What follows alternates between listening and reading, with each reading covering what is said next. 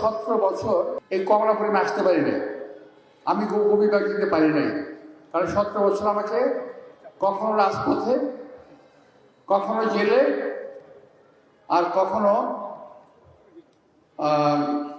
কোর্টে দৌড়াদৌড়ি করতে হয়েছে। আমাকে যদি এই সরকার সুযোগ পাইতো তাহলে আমার বোধহয় 1000 বছর সাজা হইতো। এখন মাঠে নামছে জান্নাতের টিকিট নিয়ে, বুঝছেন? আমি জান্নাতের টিকিট এবং রীতিমতো বিক্রি করতেছে। আপনি বিশ্বাস করেন না করেন,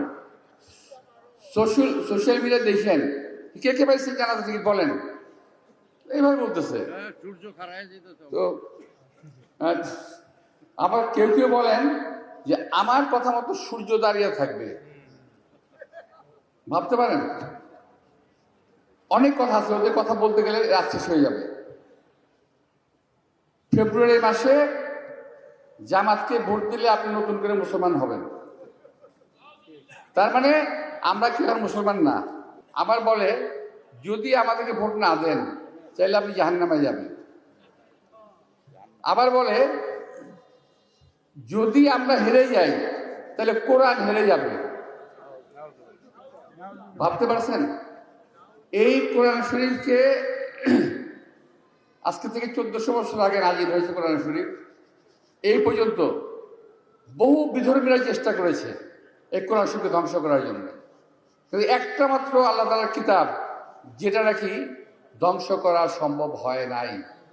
আবার এইটা কি আমাদের আগ পর্যন্ত কি ধ্বংস করতে পারবে না। কিন্তু ওরা বলতেছে যদি ভোট আমরা হেরে যাই তাহলে কোরআন হেরে যাবে। আচ্ছা দেখেন, জামাত ইসলাম নাম বলে, তাই না? একটা নাম বলে জামাত ইসলাম, তার মানে হলো এরা ইসলামের জামাত দাবি করে, তাই না? এখানে বিষ্ণু কুমার নন্দীকে জামাত ইসলামের সদস্য কিভাবে হয় বাবা? আমি তো বুঝলাম না এটা। দেখেন, ওরা শুধুমাত্র পশ্চিমা বিশ্বকে খুশি করার জন্য ওদের ফ্ল্যাগের মধ্যে একটা নাম ছিল আকিমুদ্দিন, অর্থাৎ দিন কায়েম করো, সেখান থেকে সেটা উঠিয়ে দিয়েছে। কত বড় মারাত্মক একটা কাজ করেছে! আকিমুদ্দিন কথা লেখা ছিল, উঠিয়ে দিয়েছে, নাই। আমার দেশনেত্রী বেগম খালেদা জিয়া এখন অত্যন্ত কঠিন অবস্থায় আছেন, উনি মৃত্যুর সঙ্গে পাঞ্জা লড়ছেন। তো এটা খুবই একটা খারাপ বিষয়। আজকে আমাদের হয়তো যদি দেশনেত্রী বেগম খালেদা জিয়া আজকে আমাদের মাঝে থাকতেন, সুস্থ থাকতেন, হয়তো আমার নির্বাচনী মিটিংয়ে উনিও আসতেন, কিন্তু আসছেনও। কিন্তু আমার মিটিংয়ে কিন্তু উনি আসছেন, আপনাদের অনেকের মনে নেই থাকতে পারে। কমলাপুরে কিন্তু 1991 সালে আমাকে প্রথম, আমার বয়স তখন 39 বছর, আমাকে প্রথম উনি মনোনয়ন দিলেন বাংলাদেশের মধ্যে, সবচেয়ে প্রথম। সারা বাংলাদেশে কোনো মনোনয়ন বোর্ড হয় নাই, কিন্তু এখানে দাঁড়িয়ে উনি বললেন যে এই মির্জা আব্বাসকে আমি মনোনয়ন দিলাম, উনি ও এলাকায় নির্বাচন করবে, এই পীরজঙ্গি মাজারের সামনে বিরাট একটা মিটিং। তো আজকে আমার নেত্রী একটু সাংঘাতিক রকম অসুবিধার মধ্যে আছেন, অসুস্থ আছেন উনি।